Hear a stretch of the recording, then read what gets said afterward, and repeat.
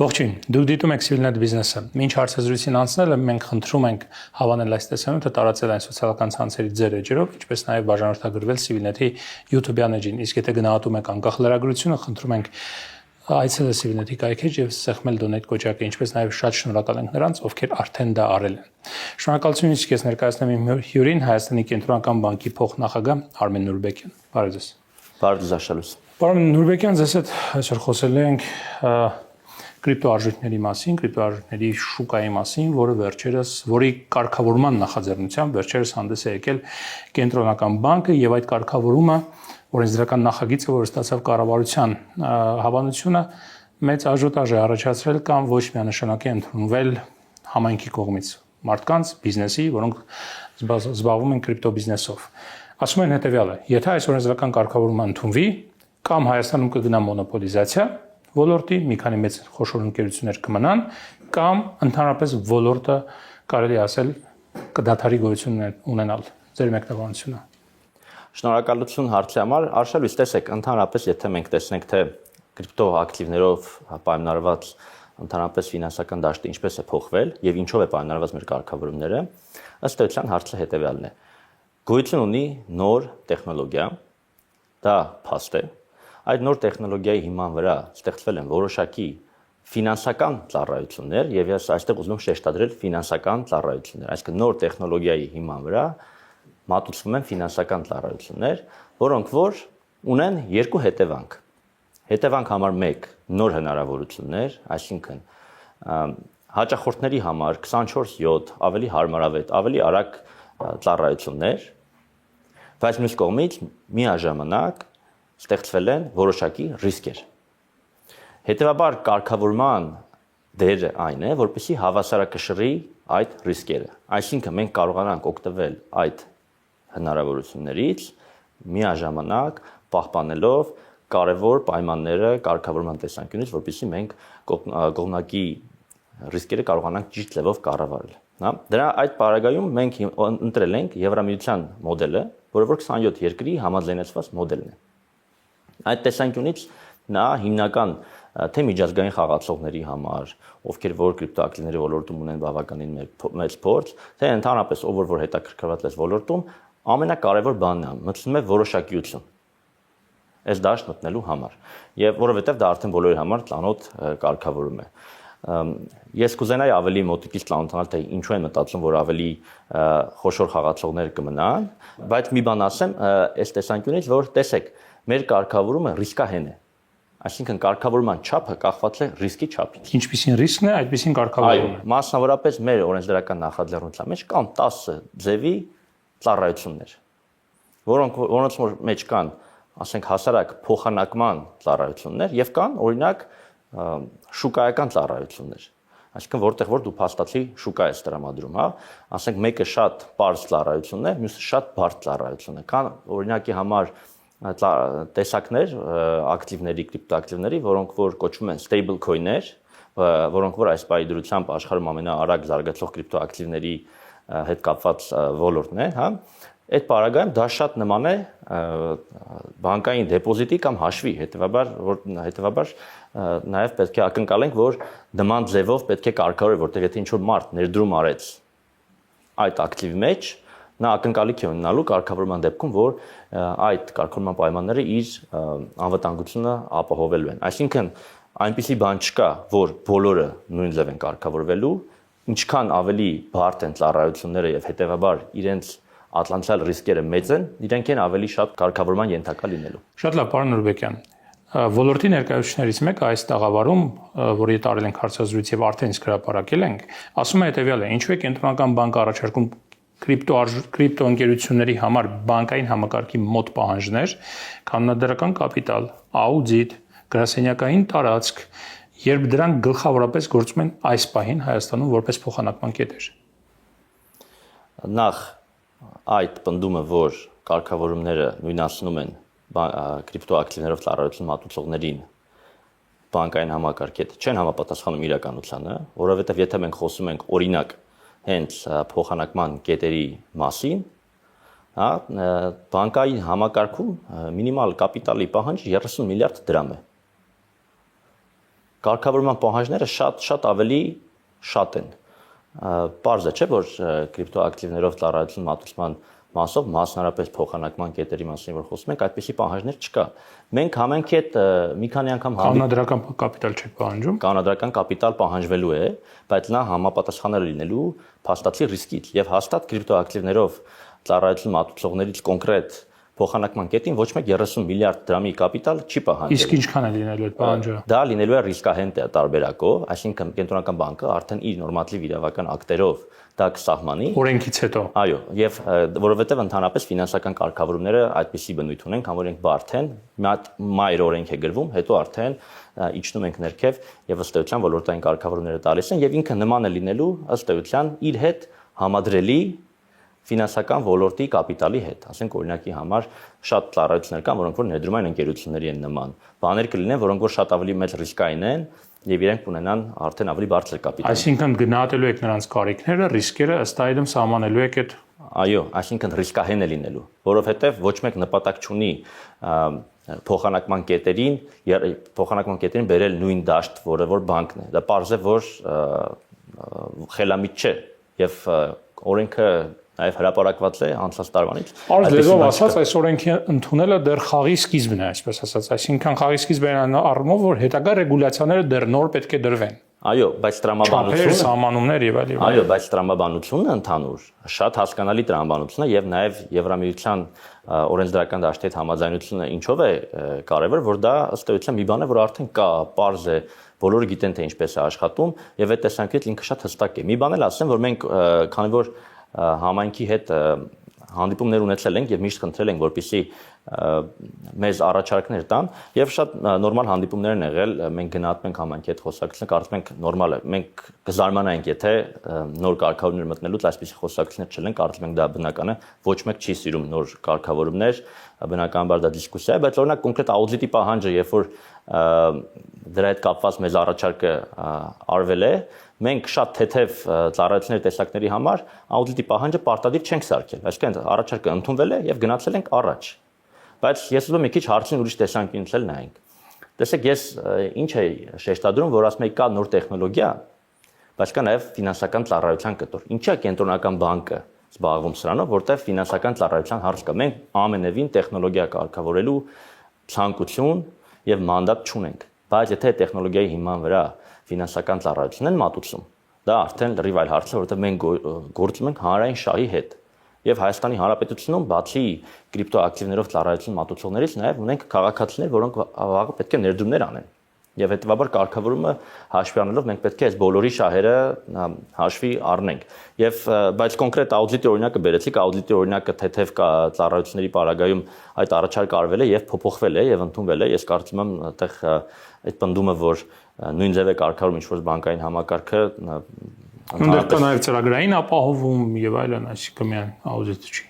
Ոչ մի նման բան, որ բանկային համակարգի կարգավորումները եւ ընդհանրապես կրիպտոակտիվներով ծառայությունների մատուցման հետ կապված կարգավորումները նույնն են, դա կարծում եմ շատ հեռու է իրականությունից։ Կան կրիպտոակտիվներով ծառայության մատուցման բարդ տարբերակներ, որտեղ որ ասել օրինակ կարող է դուք կենտրոնացված շուկա եք, այսինքն մարդկանց հաշիվների հետ գործ ունեք, գումարներ եք շարժում եւ այլն, որ կոնկրետ արդեն ծառայություն է, որը որ բարդ ծառայություն է, այդ պարագայում արդեն բնականաբար կարգավորումները ավելի բարդ կլինեն։ Օրինակ բերեմ, ինչի մասին եմ խոսում, որպեսզի ավելի պարզ լինի։ Ասենք ենթադրենք դուք ինչ որ շուկայական exchange ասած ծառայություն եք մատուցում, centralized exchange, որտեղ որ մարդիկ ձեր մոտ հաշիվներ են բացում, տարբեր ներդրումներ են անում եւ այլն, Այդ պարագայում, այո, կարգավորումները արդեն շատ ավելի խիստ կլինեն, քան սովորական փոխանակման կետի հետ կապված։ Օրինակ, պահանջվելու է, որ այդ ընկերության իր սեփական ֆոնդերի եւ ձեր ֆոնդերի միջև լինի, այսպես ասած, չինական պատ, որպեսզի չխառնվեն, սեգրեգացիաներ լինեն, այսինքն սրանք ստանդարտ հիգիենայի պայմաններ են, որոնք որ անհրաժեշտ են, որպեսզի այդ ծառայություն մատուցողը ձեր իրավունքները չխախտի։ Ավելին, այդպիսի օրինակներ կան, նույն FTX-ը, որը որ շատ հայտնի ծառայություն մատուցող էր ԱՄՆ-ում եւ ենթադրենք մի 3-4 տարի առաջ բոլորը համարում են ամենաինովացիոն ընկերությունը, իր հիմնադրին էլ համարում էին կրիպտո ակտիվների ոլորտում ամենանորարար եւ մարդուն պարզվեց, որ իրենց մոտ հենց այս ամենահասարակ հիգիենայի պայմանները չեն պահպանվում եւ շատ մեծ քանակությամբ մարդիկ կորուստներ կրեցին եւ այդ հասարակ բաները, որ մենք ակնկալում ենք, որ ֆինանսական ծառայությունների մատուցման դեպքում կլինեն, մենք այնտեղ չունեցանք, քրեական գործեր բավականին կան եւ այլն։ Հիմա մենք ինչ ենք ասում։ Մենք ասում ենք բնականաբար մենք չենք մտածում, որ բոլորը այդպեսինն են, բայց ասում ենք այդպեսի ռիսկեր կան եւ այդպեսի ռիսկերը արդեն նյութականացել են։ Ռիսկեր ասելով ինչ նկատի ունենք, եկեք ավելի պարզ խոսենք, որ ասենք, չգիտեմ, փողերի լվացում կլինի, terrorism-ի ֆինանսավորում կլինի, այդպիսի նյութականացված ռիսկեր տեսնում նաև Հայաստանում։ Այդպիսի նյութականացված ռիսկեր ոչ միայն աշխարհում, այլ բոլոր տեղերը կան, ոչ միայն Հայաստանում ենք տեսնում այդպիսի ռիսկեր, այլ աշխարհում։ Ես կարող եմ երկու օրինակ բերել։ Մեկը վերեցի հենց FTX-ի օրինակը, որը որ ասում, սրանց 2-3 տարի առաջ եթե մենք իրար հետ խոսեինք, կամ ասենք դուք այլ կրիպտո համայնքի հետ խոսեիք, դուք ամենայն հավանականությամբ FTX-ի մասին խոսելու եք շատ դրական տոնով, շատ դրական case, որ ինքը ամենաինովացիոն ընկերություններից մեկն է, իսկ հիմա երբ որ նայում ենք թե ինչ է եղել, այդ ռիսկը որ նյութականացել է, ամենահասարակ խարդախությունն է եղել շատ մեծ մասշտաբով, որի պատճառով նաև ամբողջ կրիպտո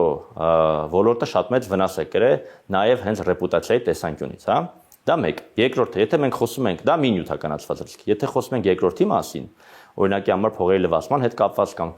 սանկցիոն ռիսկերի հետ կապված տեղել շատ կոնկրետ case կա, Binance-ը, որը որ էլի աշխարհում ամենախոշոր կրիպտոակտիվներով ծառայություն մատուցողներից է, այսպես կոչված շուկան է կարելի ասել ամենախոշորը։ Այդտեղ եւս շատ կոնկրետ փողերի լվացման հետ կապված,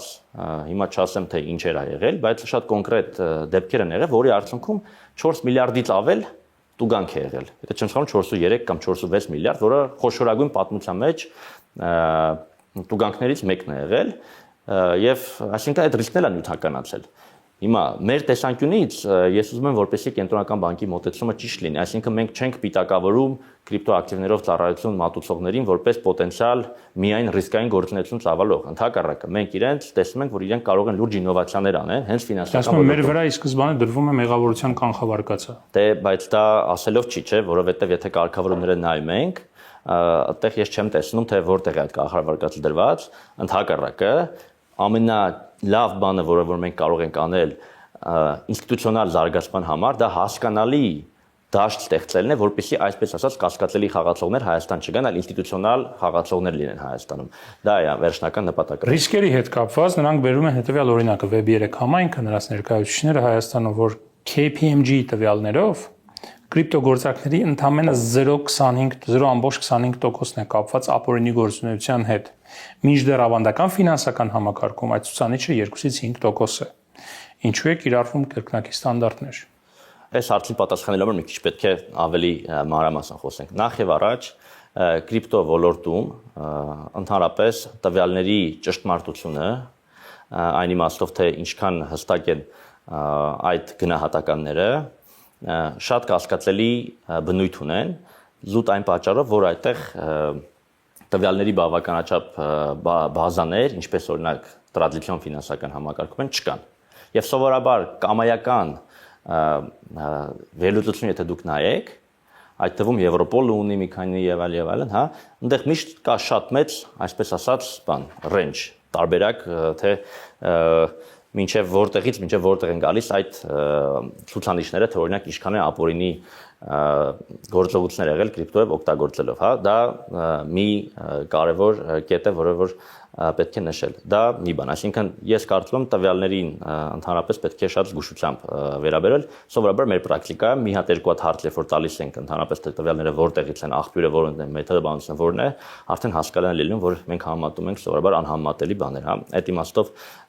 ես կուզենայի, որ այդ մասը խոսենք։ Այս ոլորտում դեռ նույնականացման խնդիր կա, բազաների խնդիր կա։ Ընդհանրապես այս ոլորտում կամայական գնահատական տալը ունի շատ մեծ հարցականի նշան։ Ու ընդհանրապես երբ որ մենք խոսում ենք այդպիսի բաների մասին, ավելի պարզ հարց է, եթե ասենք օրինակ կամայական երկրում ինչքան կրիպտոակտիվներով ծառայություն է մատուցվում, այդ հարցի պատասխանն էլ մեծ հավանականությամբ շատ ավելի պարզ հարց տվեցի։ Շատ մեծ հարցականի նշանով եւս պետք է կարողանանք այդ հարցիկով պատասխան տանք։ Երկրորդը, որ ասում ենք ինչու է երկակի ստանդարտներ կիրառվում, որտեղ է երկակի ստանդարտ կիրառվում, ինչով։ Մենք այսօր կարգավորման դաշտով, եթե նայում ենք կոնկրետ փողերի լվացման դեմ պայքարը, ինչու է նույն կարգավորումները մեր իրենց նկատմամբ դրվում այդ իմաստով։ Դե բայց ես ասացի, որ ինքը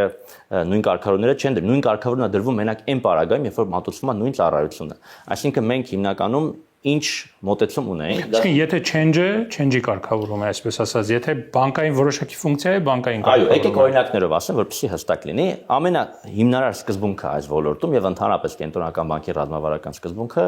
հետեւյալն է, անգլերեն ասում են same activity,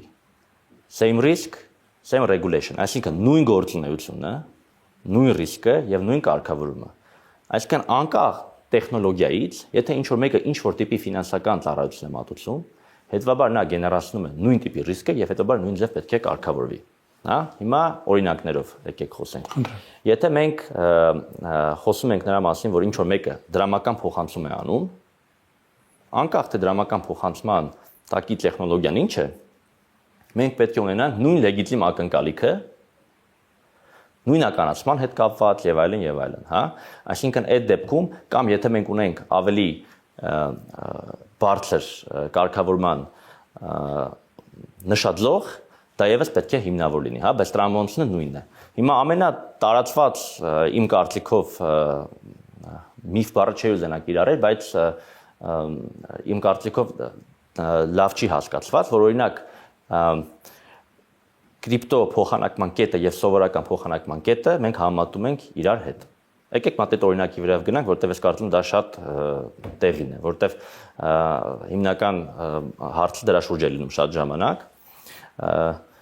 Օրինակ, երբ որ մենք գնում ենք սովորական փոխանակման կետ, դուք ինչ եք փոխանակում Արշալույս։ Դրամը դոլարի օրինակ։ Վալյուտայի հետ։ Կանխիկի հետ։ Ճիշտ է։ Իսկ երբ որ դուք գնում եք եւ օրինակ կրիպտո ակտիվներով ծառայություն մատուցող փոխանակման կետում եք ինչ որ գործակամ, ինչ եք փոխանակում։ Անկանխիկը, կանխիկի հետ։ Այսինքն այստեղ կա ֆունդամենտալ տարբերություն, չէ՞, որտեղ իրանք չնայած փոխանակման կետը թվում է թե նույն բանն է, բայց փաստացի մի պարագայում դուք գնում եք կանխիկ եք փոխանակում, հա, եւ հետեւաբար դրա հետ կապված գեներացված ռիսկերը լրիվ ուրիշ են։ Իսկ մի դեպքում դուք եթե գնացիք կանխիկը միանգամից ստացաք անկանխիկ, դա լրիվ այլ գործունեություն է։ Եվ այդ համատականը նաև ճիշտ է բոլոր այլ ոլորտներում։ Այսինքն այս օրինակով ինչ եմ ուզում վերել, որ այստեղ պետք է մենք մի քիչ ավելի խորությամբ նայենք երևույթներին եւ այդ պիտակներով չենք կարող ճիշտ խոսել, որովհետեւ փաստացի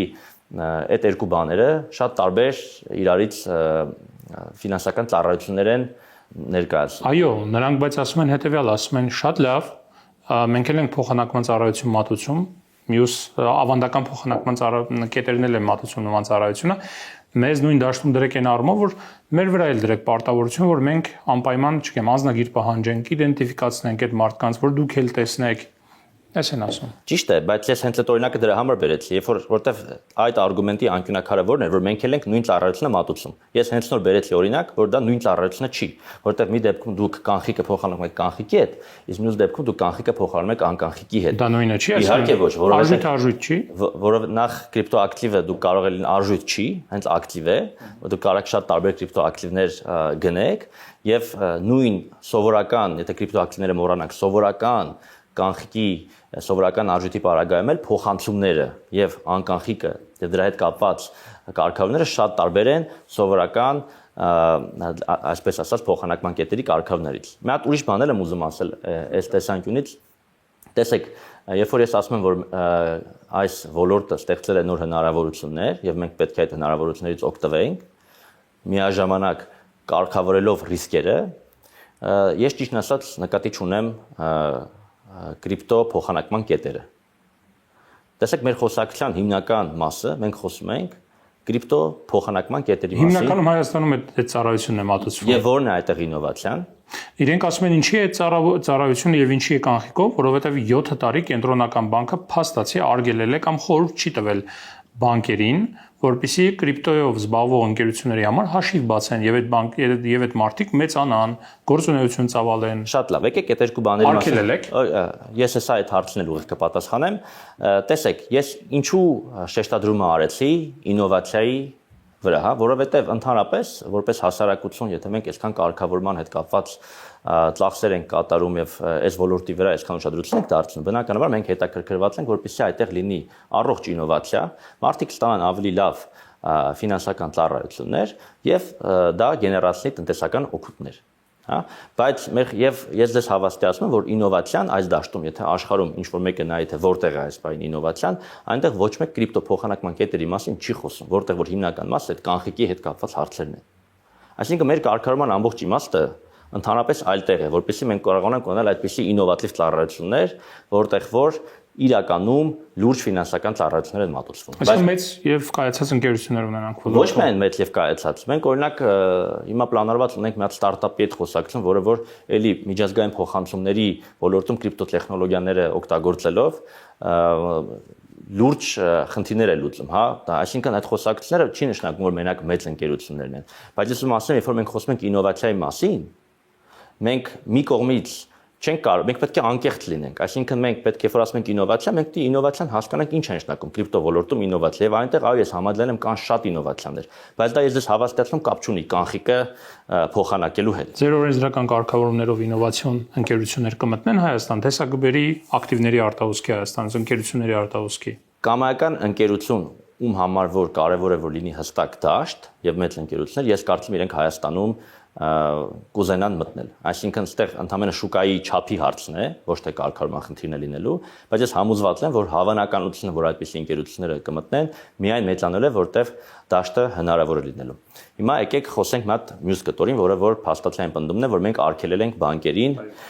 որ իրենք իրենց համար հաշիվներ բացեն, թե չէ։ Խորհուրդ չեք տվել։ Այո, հիմա կենտրոնական բանկը գրություն է գրել մի քանի տարի առաջ, որտեղ որ բանկերին զգուշացրել է, որ այս ոլորտը բարձր ռիսկային ոլորտ է։ Այդ գրության հիման վրա որոշ բանկեր որոշել են չբացել հաշիվներ, բայց նաև որոշ բանկեր որոշել են բացել հաշիվներ։ Եվ եղել են բավականին մեծ բանկային համակարգով շարժեր, որը որ մենք տեսնում ենք։ Հետևաբար այդ պնդումը առնվազն, որ մենք արգելել ենք կամ բանկերը չեն արել, այսինքն բացված հաշիվներ կան այն։ Այո, իհարկե, միլիարդավոր դրամներով շարժեր են եղել Հայաստանի Հանրապետությունում կրիպտոակտիվներով բանկերով եղել են շարժեր։ Հետևաբար այդ պնդումը, որ բանկերը չեն արել, դա չի համապատասխանում իրականությանը։ Հա, եւ ես դա բազմաթիվ անգամ հնչեցրել եմ։ Բնականաբար բանկային համակարգի համար կրիպտոակտիվներով հաշիվներ բացելը ռիսկի տեսանկյունից շատ ավելի մեծ ուշադրություն է պահանջում, որտեղ բնականաբար ի տարբերություն սովորական հասկանալի կամ այն ոլորտին, որ մինչև այս բանկերը աշխատել են, այստեղ ավելի ոլորտը բարդ է։ Բայց փաստը այն է, որ այդ ծառայությունները մատուցվել են, փաստը այն է, որ միլիարդավոր դրամերով շարժեր եղել են։ Հիմա այս կարգավորումը, երբ որ մենք արդեն առաջարկեցինք, մենք զուգահեռ նաև այդ մեր գրությունը որպես կենտրոնական բանկի գրված գրություն բանկերին հետ վերցրինք եւ արդեն գրության տեսքը փոխվեց։ Այն իմաստով, որ քանի որ մենք կարգավորում ենք ունենալու, արդեն մատուցելուց դուք պետք է հետևեք այս պայմաններին։ Այսինքն բանկերի համար շատ ավելի հասկանալի լեզվով մենք ասացինք, որ եթե մատուցում են, ինչ ձևով պետք է մատուցել։ Այսինքն դա աշխատանք է, որ պետք է թե կրիպտո համայնքի հետ, թե բանկերի հետ անել, որպեսզի կոպիտ ասած իրենք իրար հետ մոտենան, իրենց բիզնես մոդելները իրար հետ հասկանալի լինեն եւ իրենք կարողանան իրար հետ աշխատել։ Եվ մեր վերջնական նպատակը կենտրոնական բանկի հենց դա է, որտեղ իմաստը որն է, մենք այսքան ռեսուրս ծախսենք մի բանի վրա, որը որ հույս չունենք, որ ինչ որ արդյունք չի տալու։ Այսինքն մեր հենց աշխատանքի իմաստը այն է, որ մենք կարողանանք բանկերի, կրիպտոակտիվով ծառայություն մատուցողների համար հասկանալի կարգավորման դաշտ ստեղծենք, որպեսզի իրենք իրար հետ կարողանան փոխհարաբերվեն։ Այսքան լավ բացատրում եք, բայց Web3 համայնքը ընկերությունները, որոնք կրիպտոյով են զբաղվում Հայաստանում, մեծամասամբ դեմ են արտահայտվում ձեր առաջարկած օրենսդրական նախաձեռնության եւ ասում են, որ Հայաստանում ամենածանր կարգավորումներն է դրվում միանգամից, ոլորտում ոչ մի բան չկար մինչեւ այդ, հիմա դրվում է Եվրամիության ստանդարտներով օրենսդրական փոփոխություն։ Այդ դեպքում ինչու են նրանք դեմ։ Եթե ամեն ինչ այդքան լավ է։ Ես կարծում եմ, ես իրենց տեղը չեմ պատասխանի, ես փորձում եմ արգումենտներին պատասխանել։ Ես մի հատ բան եմ ուզում ասել ընդհանրական, հետո ավելի կոնկրետ, էլի։ Տեսեք, մենք Web3 համայնքի եւ մնացած կրիպտոակտիվների հետ կապ ունեցող կամ հետաքրքրություն ունեցող խաղացողների հետ հանդիպել ենք, մի քանի հանդիպում ենք ունեցել, տարբեր տեղեր բաց նաև հանդիպումներ ենք ունեցել, եւ ես կարծում եմ, որ իրենք լուրջ հետաքրքրություն ունեն, որպեսզի ինովացիան են Հայաստանի Հանրապետությունում, եւ ես կարծում եմ, այս process-ը ինքը բնական process է, որովհետեւ տեսեք, իրենք տեխնոլոգիական ոլորտի մասին երբ որ խոսում են, հա, բնականաբար ֆինանսական ծառայության մասին երբ որ գալիս են, իրենք կարգավորումներին սովոր չեն։ Եվ դա բնական երևույթ է։ Այնպիսի երկիր չկա աշխարհում, որը որ որևէ ոլորտում ինչ որ կարգավորումներ է մտցրել, եւ բոլորը ասել են, «Էս ինչ լավն են այս կարգավորումները, մի քիչ էլ ավելի շատ արեք», այսինքն այտենց օրինակ չկա, որպեսզի դա չլինի։ Ես շատ գնահատում եմ իրենց աշխատանքը, որտեղ որ մենք կոնկրետ առաջարկ ենք ստացել, մենք դա հստակ արձագանքել ենք, աուդիտի օրինակը բերեցինք, մենք փոքրերի համար այդ աուդիտի պահանջը հանել ենք, պարտադիր չենք զարկել, այսինքն այդ մասով փոքր ասելով ինչի նկատի ունենք, շրջանառությունից դա պետք է երևա փոքր է, մեծ է։ Հիմնականում այդ բարձ ծառայությունների տեսակներն են պահանջում, օրինակ նույն փոխանակման կետը։ Այսինքն այդտեղ մենք որտեղ որ հստակ առաջարկ ստացել ենք, մենք հարցել ենք տվել, մեզ հիմնավորել են, մենք դա ընդունել ենք, բայց շատ ընդհանրական, երբ որ ասում են կարգավորումները շատ ծանր են եւ այլն, տենց շատ բարդ է հասկանալ։ Հիմա աշխարհը, եթե նայենք մինչեւ այս պահի կարգավորումները, մի քանի դասեր կան քաղված։ Հա, ես ուզում եմ դասերի մասին խոսենք, որ ուրեմն դաս համար 1 միջանկյալ լուծումները, այսինքն երբ որ մենք այդ մինիմալ հիգիենայի պայմանները լավ չենք դնում, հա, այսինքն միջանկյալ շատ ռիսկերի տեղեր ենք թողել, բոլոր այդ երկրները, որոնք որ միջանկյալ լուծումներ են գնացել, իրենք հետո լուրջ խնդիրների առաջ են կանգնել։ Ինչու՞։ Որովհետև փաստացի խառնվել են թե լավ խաղացողները, թե խնդրահարույց խաղացողները, եկել են եւ մեծ քանակությամբ խաղացողներ միանգամից լծվել են այդ կոնկրետ երկրների դաշտում կարգավորման, որից հետո առաջացել են շատ մեծ խնդիրներ եւ այդ երկրների ռեպուտացիոն լուրջ հարցեր է առաջացել եւ իրենք ժամանակի մեծ մասը ծախսել են, որպեսզի մաքրեն արդեն իրենց դաշտը այդ ընկերությունից։ Այսինքն միջանկյալ լուծումները իրանք ոչ մի դեպքում լավ լուծումներ չեն տալիս։ Երկրորդը, որն է մեր կարգավորումների։ Եկեք այստեղ մի հարց շատ ճշտելու համար, Վրաստանը, Սինգապուրը, Դուբայը, Սալվադորը գնացել են միջանկյալ լուծումների, որովհետեւ ամենքի ներկայացուցիչները ասում են գնանք այս ուղղությամբ, ոչ թե գնանք Եվրամիության մի կարգավորումների ներդրման։ Ուրեմն Դուբայը, Սինգապուրը, երբ որ մենք խոսում ենք իրենց մասին, ով որ պնդում է, որ Դուբայում եւ Սինգապուրում կարգավորումները շատ հեշտ են, ես կարծում եմ պետք է խոսի այն ընկերությունների հետ, ով որ այնտեղ լիցենզավորված են, կամ օրինակ այդ երկրների ռեգուլյատորների հետ։ Հայաստանի Հանրապետության կենտրոնական բանկը միջազգային ֆինանսական կայունության խմբի անդամ է եւ մենք ընդհանրապես մեր ռեգիոնալ համանախագահն ենք եւ թե Սինգապուրի կենտրոնական բանկի նախագահի հետ շփումներ ունենք, այսինքն մենք բոլորի հետ շփումներ ունենք, թե Հոնկոնգն է շատ հաճախ բերում։ Հոնկոնգ, Սինգապուր, Դուբայ։ Ուրեմն դա միֆ է, որ այդ երկրներում լիցենզավորումը հեշտ է, կարգավորումները թեթև են եւ շատ հեշտ կարելի է այնտեղ լիցենզիա ստանալ։ Օրինակներ բերեք, 1-2, ինչպիսին են։ Չէ, ասենք այդ օրինակները շատ նման են, այսինքն սկզբունքային իմաստով բոլոր տեղերը իմ ասած սկզբունքների հիման վրա են կարգավորումները դնում։ Ու ես հենց այդ եմ ուզում ասել, որ հիմա այդ ընդհանուր սկզբունքը ասեմ, հետո վերադառնամ։ Ընդհանրապես 2023 թվականին աշխարհում բոլոր ստանդարտներ դնող կազմակերպությունները, ֆինանսական կայունության խորհուրդն է, աշխարհով փողերի լվացման դեմ պայքարի համակարգող ստանդարտների մարմինն է, արժեթղթերի հետ կապված, վճարաշխարհային համակարգերի հետ կապված, այսինքն բոլոր կարգավորող մարմինները իրենք եկել են իրար հետ եւ ասել են, սա է մինիմալ միջազգային ակնկալվող հիգիենայի պայմանները, որը որ երկրները մենք ակնկալում ենք, որ կպահեն, որպեսզի էլի կարգավորման դաշտը բոլորի համար հասկանալի լինի, հա։ Հետևաբար բոլոր երկրները, ովքեր որ ինստիտուցիոնալ ուզում են այս մասով առաջընթաց ունենան, այդ թվում Սինգապուրը, Հոնկոնգը, եթե մենք խոսում ենք էմիրությունների մասին, այնտեղ իհարկե կա Դուբայը եւ կա Աբու Դաբին, որոնք տարբեր կարգավորումներ ունեն, հա, բայց բոլորը իրենք այս կամ այն կերպ այդ մինիմալ պայմաններին համապատասխանելու են։ Եվ նույն Հոնկոնգում լիցենզիա ստանալը կարող է տևել մինչև մի քանի տարի։ Եթե նայեք թե Հոնկոնգում քանի խաղացող կա, այնտեղ խաղացողների քանակը այդքան մեծ չէ, այսինքն լուրջ ընկերությունները քիչ են, այսինքն նույն բաները, նույն խոսակցությունները բոլոր տեղերը կան, որովհետև այդ կարգավորման դաշտի մինիմալ պայմանները բոլոր տեղերը այս կամ այն կերպ նույնն են։ Այսինքն դա պարզապես միֆ է, որ այդ երկրներում հեշտ է Ես միշտ ուրիշ բան եմ ասում այդ տեսանկյունից, տեսեք, երբ որ մենք բերում ենք Հոնկոնգի կամ Սինգապուրի օրինակը, իսկ մենք չենք նկատել, որ Հոնկոնգում ու Սինգապուրում ոչ միայն կրիպտո ծառայություններով մատուցողներն, այլ բոլոր ընկերություններն են շատ, չէ՞, այսինքն այդ երկրներում ֆունդամենտալ բաներ կան, որտեղ ֆինանսական համակարգն է շատ զարգացած։ Այո, այսինքն մենք չենք կարող մենակ մի բան վերցնել եւ ասել դրա պատճառով ֆինանսական կենտրոններ են նաեւ միջազգային։ Այո, այսինքն ես հենց դա եմ ուզում ասել, որ այդ օրինակները ոնց որ որպես վերնագրեր իրենք լավ են հնչում, բայց փաստացի դա այդպես չէ։ Բոլոր տեղերն էլ բանկային համակարգում հաշիվներ բացելը բարդ է։ Մենք եղել է որ բանկային համակարգի ներկայացուցիչների հետ հանդիպում ենք ունեցել կենտրոնական բանկում, երբ որ այդ նոր մեր կարգավորները ներկայացնում ենք, մեր գրությունը փոխում ենք, բացատրում ենք, որ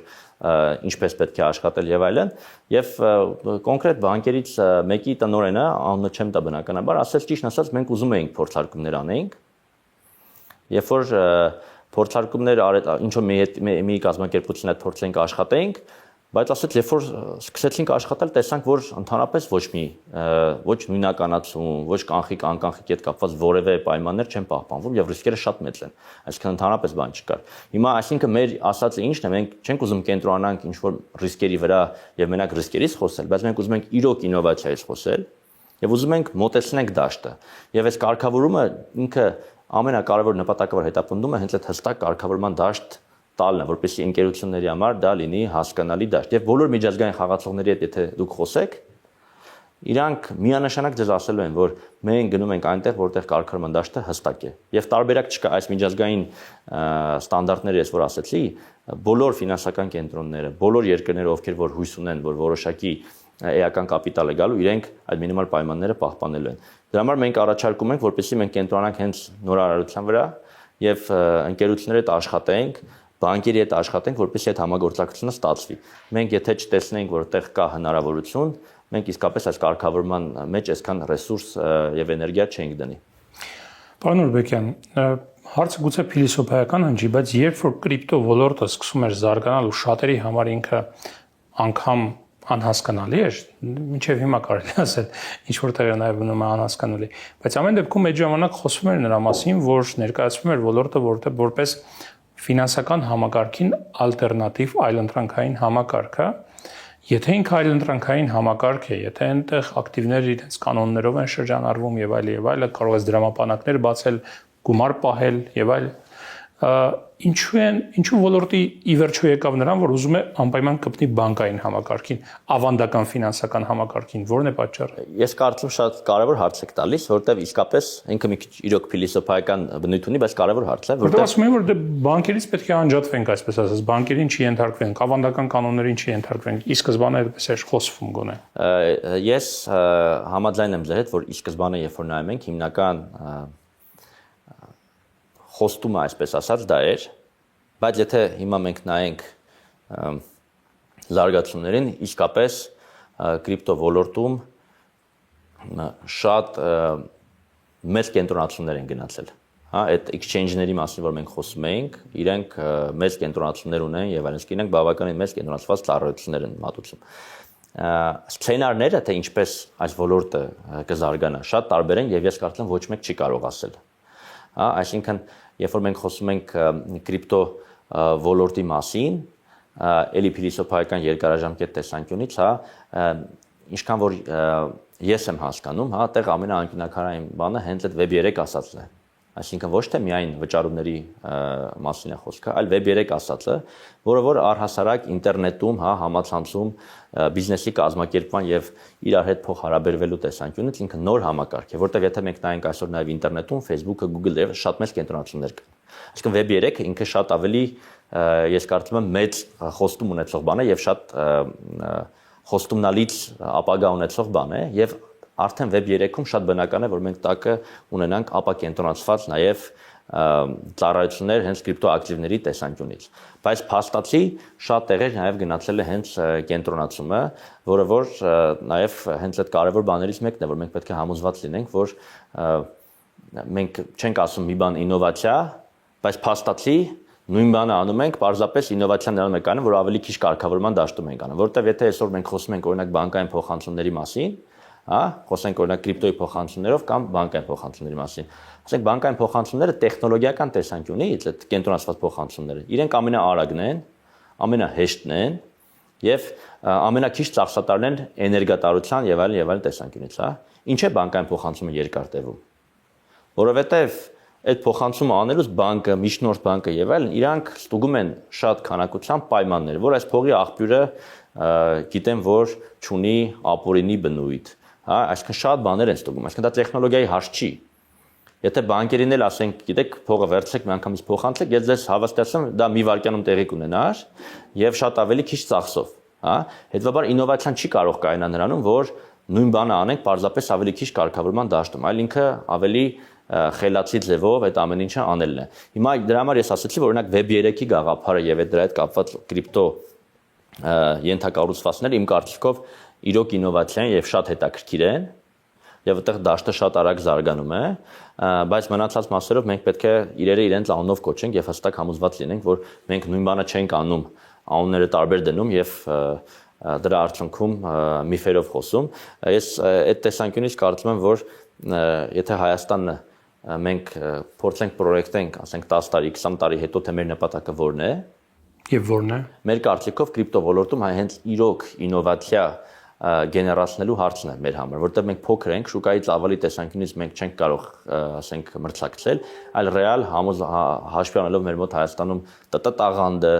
օրինակ այսօր արհեստական բանականության հետ կապված եւ կրիպտոյի այդ հատումները շատ հետաքրքիր ոլորտ են, այսինքն մենք այդտենց նիշաներ պետք է գտնենք,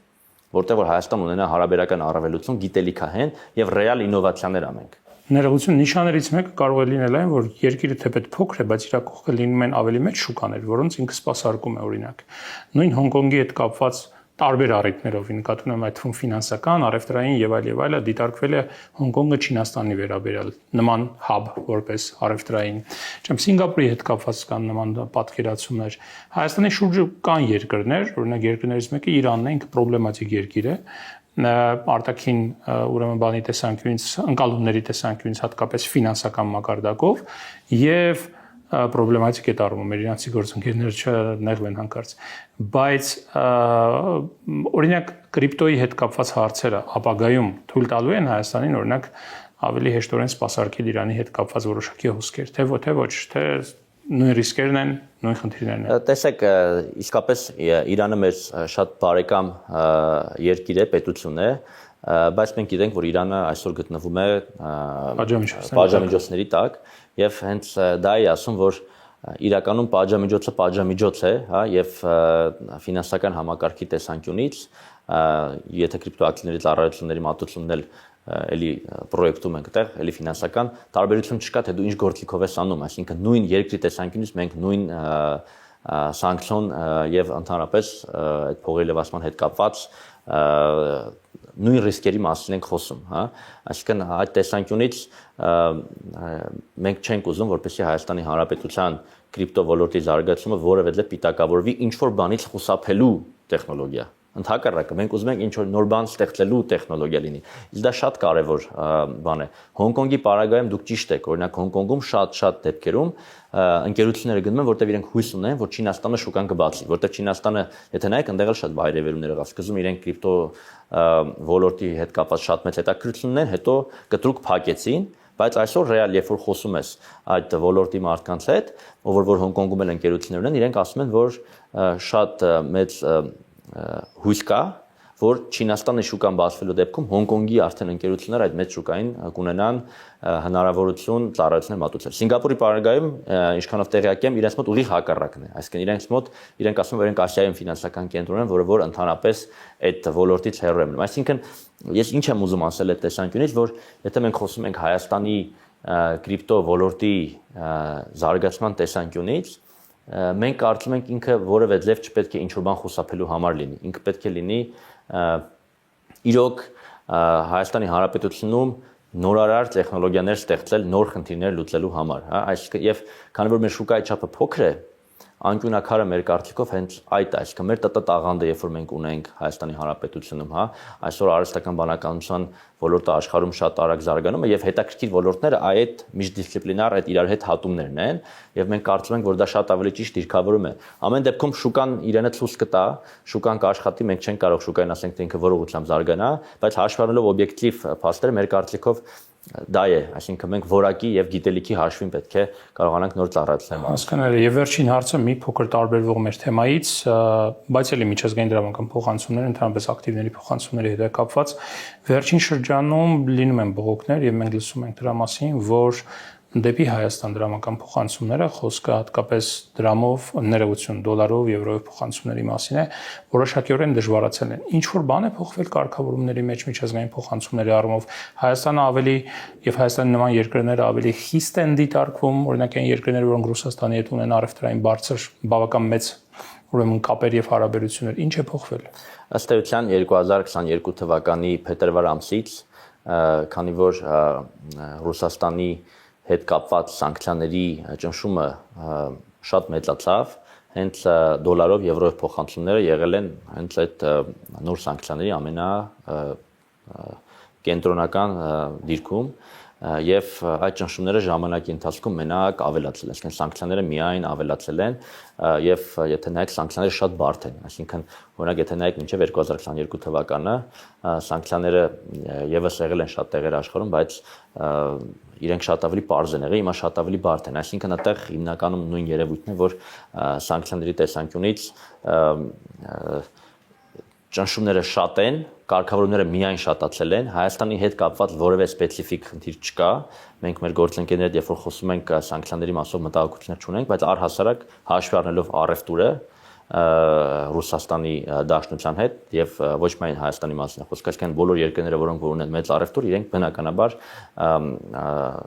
ավելի լրջությամբ են նայվում, բայց այդ իմաստով վերջի 1 կամ 2 ամսում որևէ բան չի փոխվել, այսինքն դա աստիճանաբար վերջի 2 տարիների ընթացքում անընդհատ այդ ճնշումը ավելացել է։ Շնորհակալ եմ զրույցը։ Ես եմ շնորհակալ։ Civilnet Business-ի տաղավարում ես զրուցեցի Արմեն Նուրբեկյանի հետ։ Առողջ եղեք, կհանդիպենք։